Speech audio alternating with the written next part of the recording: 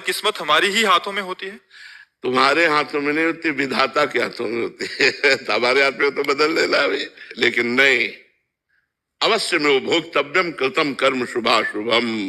तुमसे जो पाप कर्म बने उनका भोग भोगो, जो पुण्य कर्म बने उनका भोग भोगो, और जो भजन कर रहे हो इससे भगवान की प्राप्ति होगी। नहीं, बड़े बड़े महात्मा जन आई हुई जो प्रारब्ध की मार है उससे बचा लेते, कोई ऐसा नहीं। सुनो भरत, भावी प्रबल बिलख कहो मुनिनाथ। मुनि नहीं, मुनिनाथ वशिष्ठ जी जो नई सृष्टि रच सकते हैं।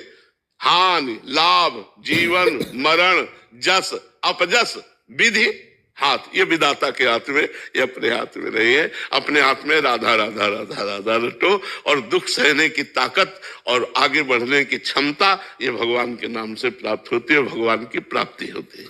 महाराज जी, आपके श्रीमुख से बहुत बार महात्माओं का मतलब महिमा सुनी है कि उनके भजन के प्रभाव से उन्होंने क्या कर दिया। हाँ, देखो हम उसको इस रूप में देखो, हम आपको बताए, जैसे आपके कैंसर है, अब आप हमारे बहुत प्रिय हो तो हम नष्ट कर सकते हैं।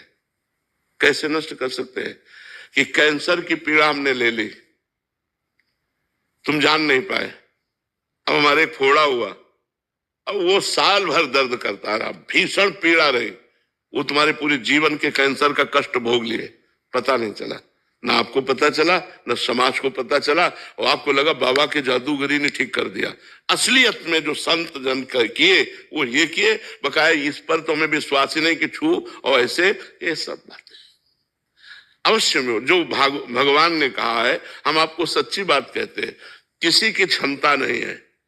बिल्कुल आप इस बात से एकदम क्लियर हो जाइए कि यदि कल आपको चबेटा लग करके टांग टूटनी है, गिरना है, तो आप नाम जप कर रहे हो तो टांग टूटेगी नहीं पर चोट पहुंचेगी, इतना हो सकता है, पर आप कल गिरेंगे।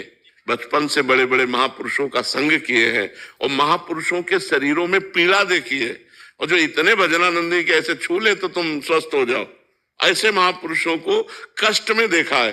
तब वो सब हम दिमाग में बचपन, अब हम 13 वर्ष की अवस्था से आज 56 वर्ष की अवस्था होने जा रही है, ये तो संशोधन कर रहे हैं वैज्ञानिक। एक विषय पे लगता है साल 2 साल में हल हो जाता है, यहाँ पूरा जीवन हो गया उसी को हल करते हुए। और इस मार्ग में कभी पूर्णता नहीं होती, प्रेम में कभी पूर्णता नहीं, पूर्णिमा नहीं आती। प्रेम सदा बढ़ता रहता है पर कमी महसूस होती रहती है कि मैं अपने प्यारे को उतना प्यार नहीं कर पाता जितना प्यार करना चाहिए। मैं बहुत नीच हूं, उनकी अपार कृपा है, मैं बहुत अधम हूं।